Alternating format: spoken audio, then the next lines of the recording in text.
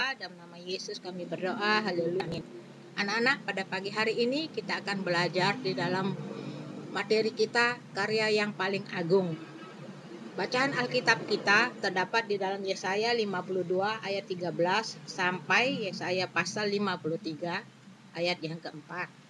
Dan Markus 15 ayat 20b sampai yang ke-32. Rupa-rupa peran Yesus Kristus di dunia. 1.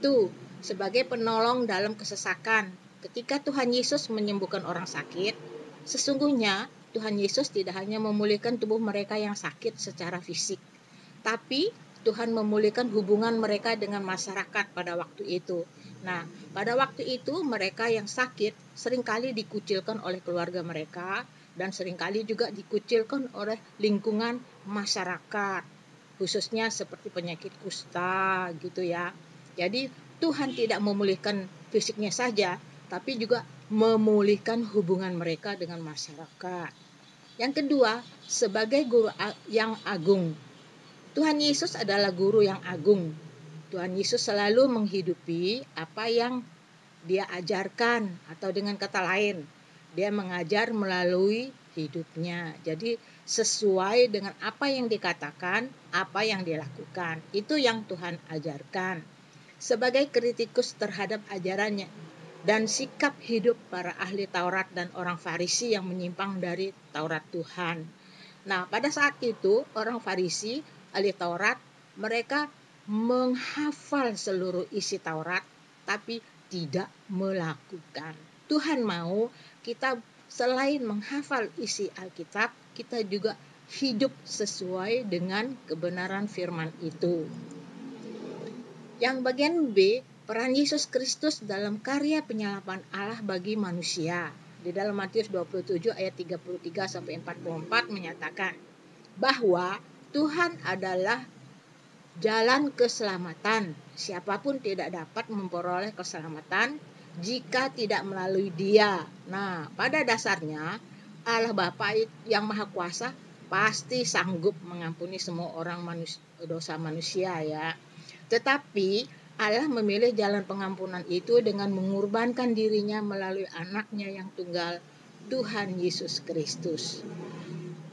Sebenarnya Allah mampu, tetapi Allah mau menyatakan dirinya kepada manusia agar manusia bisa lebih menerima kehadiran Allah Bapa melalui Tuhan Yesus Kristus.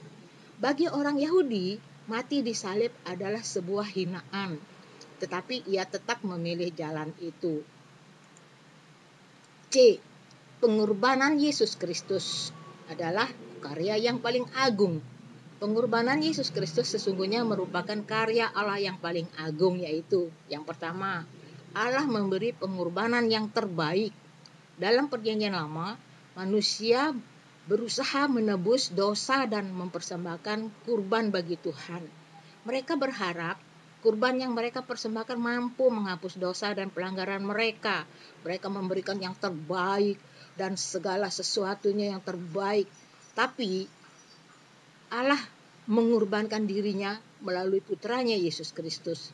Jadi tidak ada kasih yang lebih besar selain kasih Bapa. Jadi yang terbaik telah diberikan Allah kepada kita semua. Yang kedua, pengampunan itu berlaku bagi semua manusia. Dalam Yohanes 3 ayat 16 mengatakan, karena begitu besar kasih Allah akan dunia ini. Nah, kata dunia menjelaskan bahwa tidak ada satupun yang ada di dunia luput dari kasih Allah. Jadi semua orang, mau tua, mau besar, mau kaya, mau miskin, jika dia menerima Yesus Kristus sebagai juru selamatnya dan percaya kepadanya, dia akan memperoleh keselamatan itu, pengampunan dosa itu. Jadi tidak ada pilih kasih. Bagi yang mau menerima dia, pasti menerima keselamatan. Setelah tahu akan hal ini, bagaimana tanggapanmu? Apakah kamu mau menghargai karya paling agung itu? Atau bahkan mengabaikannya? Semoga Tuhan menaruh iman akan keselamatan dalam Yesus Kristus itu dalam hatimu dan tercermin dalam tingkah lakumu, tercermin dalam tingkah laku kita semua yang menyatakan Yesus sudah menebus dosa-dosa kita. Dalam Yesaya 52 ayat 13 sampai pasal 53 ayat 4, kitab Yesaya merupakan salah satu kitab yang menubuatkan kehadiran juru selamat. Menubuatkan artinya menyampaikan kehendak Allah pada masa depan. Pada pasal yang ketujuh, Yesaya menubuatkan tentang kelahiran Sang Raja Damai. Sudah dinubuatkan ya tentang kelahiran Yesus Kristus itu. Kehadiran Yesus Kristus dalam perjanjian baru. Dalam bagian ini Yesaya menubuatkan tentang penderitaan seorang hamba Tuhan. Nah, dalam Yesaya 52 sampai pasal 53 itu dia menubuatkan tentang penderitaan seorang hamba Tuhan.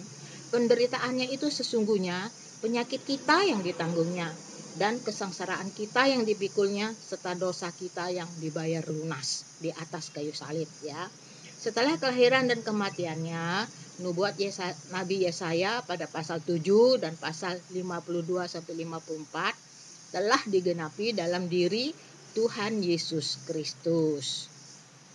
Markus 15 ayat 20b sampai 32, Injil Markus adalah kitab Injil yang paling tua. Injil Markus 15 menjadi sumber bagi Injil-Injil yang lain untuk mendapatkan informasi, salah satunya tentang kematian Tuhan Yesus. Markus menggambarkan penderitaan yang harus ditanggung oleh Tuhan Yesus. Karya yang paling agung bagi kehidupan manusia adalah penebusan dosa yang dilakukan oleh Tuhan Yesus Kristus. Nah, sekian dan terima kasih. Tuhan Yesus memberkati. Selamat pagi, selamat beraktivitas, selamat mengerjakan tugas-tugasnya. Mari kita tutup dalam doa. Terima kasih Tuhan Yesus, Engkau telah menyatakan dirimu sebagai Tuhan dan Juru Selamat kami, karya-karyamu selama hidup di dalam dunia, dan bahkan Engkau rela mati di kayu salib demi menebus dosa-dosa kami. Ajarkan kami Tuhan senantiasa melakukan sesuai dengan kehendak-Mu, sesuai dengan firman-Mu. Terima kasih Tuhan, Kau memberkati kami semua. Di dalam nama Tuhan Yesus kami berdoa dan mengucap syukur. Haleluya.